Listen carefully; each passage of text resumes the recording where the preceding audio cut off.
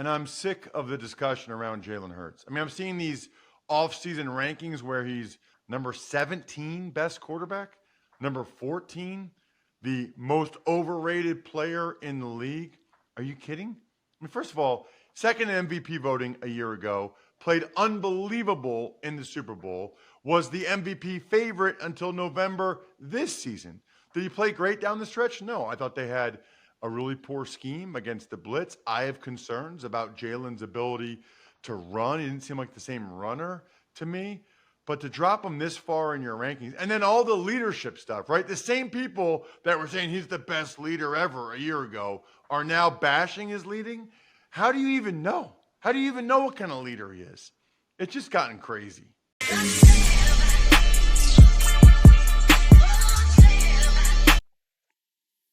Yo, it's your boy Q, man, back at it with another video, man.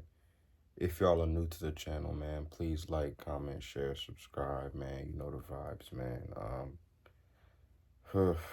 Hate making videos like this, y'all, but rumor has it that last season, according to D-Gun, Jalen Hurts was being pulled in numerous directions on and off the field during his first year of his $255 million contract that he signed last season. I wanted to give my thoughts on this, man. Yeah, I'm gonna be the first one to say that although I am a Jalen Hurts apologist, and I am a big fan of Hurts, man, as a quarterback, and I do feel like he is the guy that we need under center, that we need under center if we're gonna make it back to the big game, which is the Super Bowl. My thoughts on the situation, man. Jalen Hurts, man. Although there was a lot of things going on last season, the defense was trash. The Eagles were changing coordinators in the middle of the season. Brian Johnson and Nick Sirianni didn't know how to call plays for the offense. Jalen Hurts, coming off that Super Bowl loss, we had a shorter offseason than everybody else did. Not saying that that's an excuse. I'm just giving y'all the situation.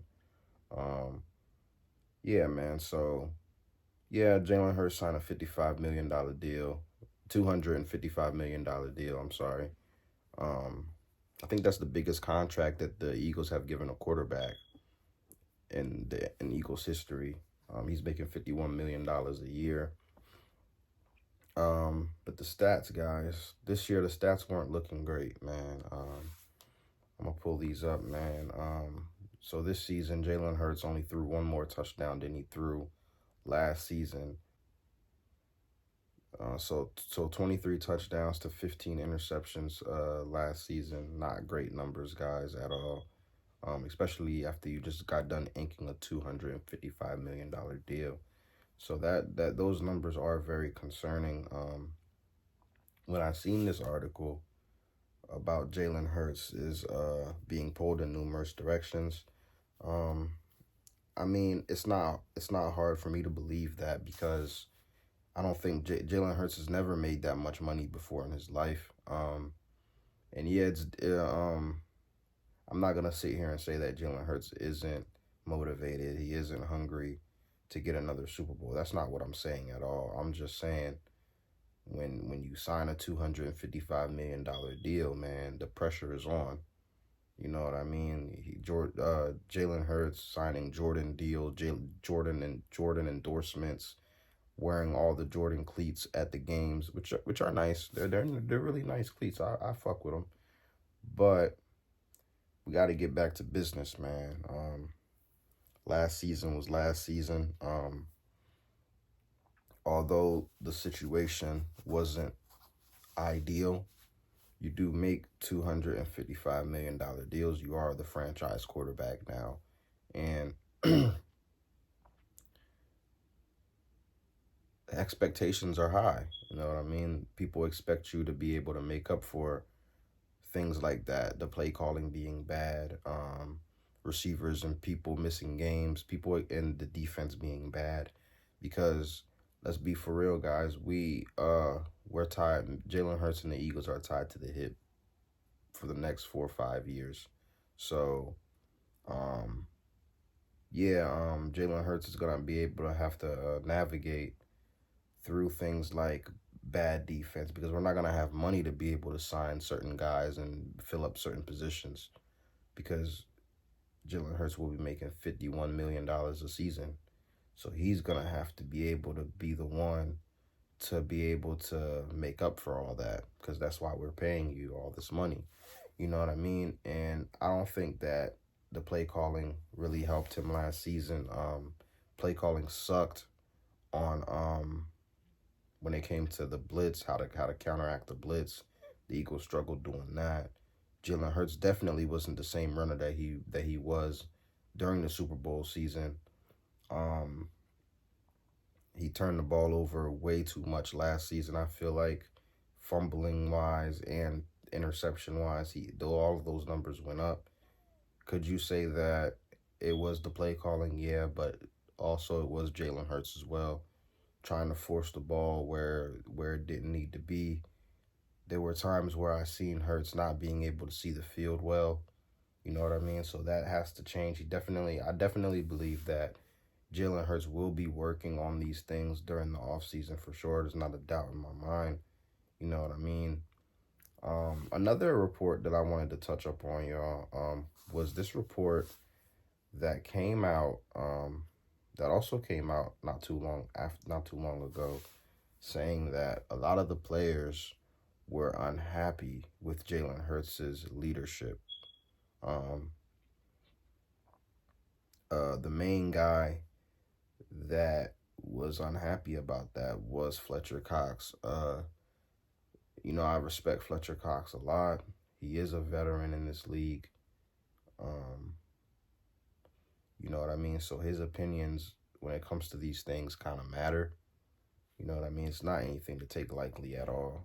But apparently Jalen Hurts' leadership kind of wasn't the same when I think Britton Covey said something about this too, but when the Eagles started losing, his leadership wasn't the same. And like I said before, guys, there's a crap ton of players in that locker room. You know what I mean? Everybody everybody has a different idea of what leadership looks like. You know what I mean? I feel like Jalen Hurts is the type of leader that leads by example. He's not really much of a rah rah guy. Don't get me wrong. Don't get me wrong. The his pregame speeches and his postgame speeches make you want to run through a wall for him. You know what I mean? But every quarterback in the national, damn near about every quarterback in the National Football League gives a rah rah speech. You know what I mean? That doesn't make you a good leader.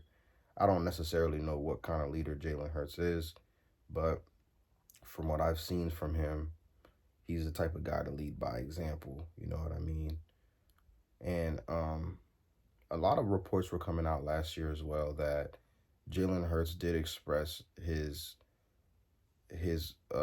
concerns about the play calling, especially during the blitzes and stuff. And he also did express that he wanted the Eagles to run the ball more. But like I said, Nick Sirianni and Brian Johnson's hard-headed asses weren't really listening to him.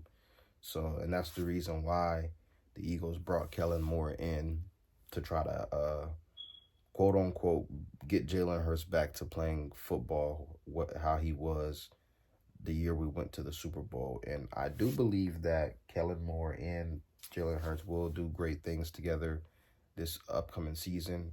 Kellen Moore is a seasoned play caller. He's an experienced play caller. He knows what he's doing. All we got to do now is just get the right pieces in place for this offense to move the way it's supposed to. And Kellen Moore will do the rest. I do believe that Jalen Hurts will favor greatly with Kellen Moore being in the building and calling plays for him.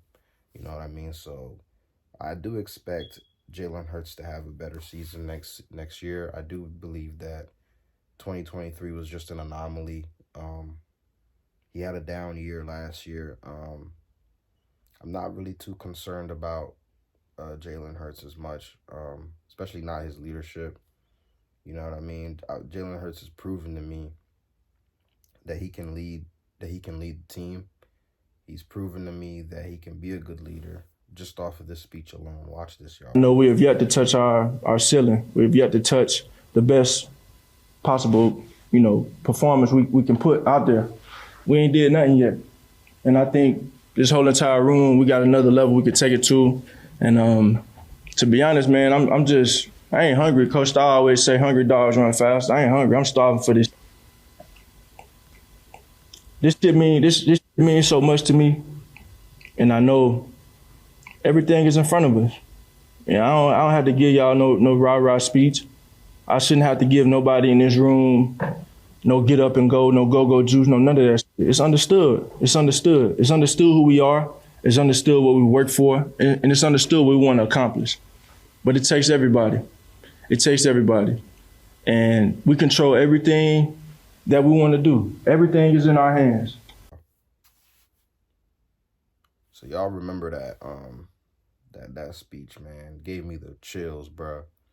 When like I said, this dude just knows what to say to motivate the guys, man. So I don't think leadership is a bad thing. I don't think his leadership is bad at all. But what I will say is he does have to get back on track as far as being able to manage being an NFL starting quarterback, franchise quarterback, making $51 million a year, while at the same time having to deal with the media and the Jordan deals and the endorsements that come with being a franchise quarterback in the NFL. You know what I mean? It's what you signed up for. I'm not really too worried about this, y'all. I do believe that Jalen Hurts will bounce back. I predict Jalen Hurts to have like at least 31 touchdowns to maybe like 10 interceptions next season. I think he's gonna have a big year. Like I said before, I don't think Jalen Hurts was the same runner like he was last season, probably because of that knee injury that he sustained in the Cowboys game earlier in the season. So we'll have to see what his running ability is next season, but I do think it'll go back to where it was. So he'll be able to help us out in the running game next season, just like he did this season too. I don't know if they're gonna be doing the tush push next season. I'm not really sure, but we'll see, man. Overall, am I worried about this? No. Did Jalen Hurts have a bad season last year? Yeah, but I think a lot of that had to do with Brian Johnson and Nick Sirianni and everything that was going on, man. And it wasn't just Jalen Hurts' fault that we collapsed last season. A lot of it had to do with the defense. The defense was horrible. The offensive play calling was horrible. There were times during the season where the offensive line wasn't playing great. So it was a lot of different factors that factored into the Eagles not being able to do what they set out to do this season. So I'm not gonna put the whole blame all on Jalen Hurts. But what I will say is last season, just off of what I've seen, I did see Jalen Hurts sitting on the sidelines by himself a lot. After like a 3-and-out or something like that, he would just be sitting on the sidelines by himself. And I'm guessing that's the type of leadership. That's when they started critiquing his leadership and how they wanted him to be more vocal during the season as a leader, especially during the times that the Eagles were losing games. You know what I mean? But yeah, I seen Jalen Hurts sitting on the sideline by himself a lot. I do believe that at some point in the season, when Jalen Hurts was going to Brian Johnson and Nick Sirianni, begging them to run the ball more and change the play calling around a bit, they didn't listen to him, and I feel like Jalen Hurts got frustrated in the middle of during the season, and he just checked out mentally, because that's what I feel like happened. That's how he played down the stretch. So that's just what I'm going off of. But yeah, man, that's pretty much it. that's pretty much all I got for y'all today, man. Thank y'all for checking out the video, man. Please like, comment, share, subscribe, y'all. Y'all know the vibes, man. And like I always say, man, fly Eagles fly, man. I'm going to get with y'all in the next video, man. Peace, y'all.